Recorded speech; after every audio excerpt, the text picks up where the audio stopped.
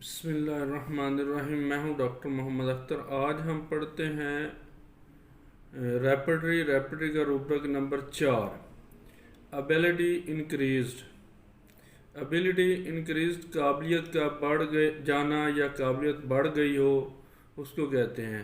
Ability کا مطلب ہے قابلیت، صلاحیت، قوت، اختیار، مقدور، اہلیت۔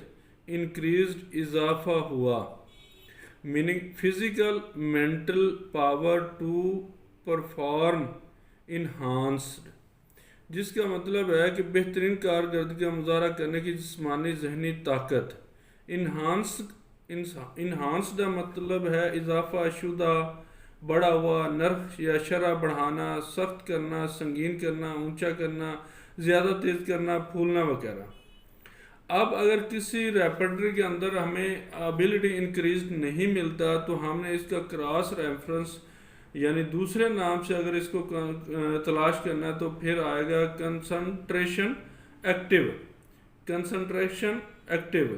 کراس ریفرنس میں ارتکاز متحرک، کنسنٹریشن کا مطلب ہے خیال جمانا، ایک جا کرنا، اجتماع کرنا، ارتکاز کرنا، پوری توجہ کرنے کی صلاحیت کرنا۔ یا پھر اس کو تلاش کریں گے میموری ایکٹیو کا مطلب ہے میموری، یادداشت کی چستی یا متحرک تیز۔ اسٹرینتھ انکریزڈ مینٹل، طاقت میں اضافہ ذہنی۔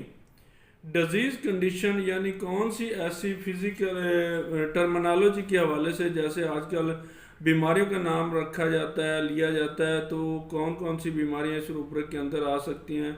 سبسٹینس یوز، کوکین اور مینک ڈس آرڈر وغیرہ وغیرہ۔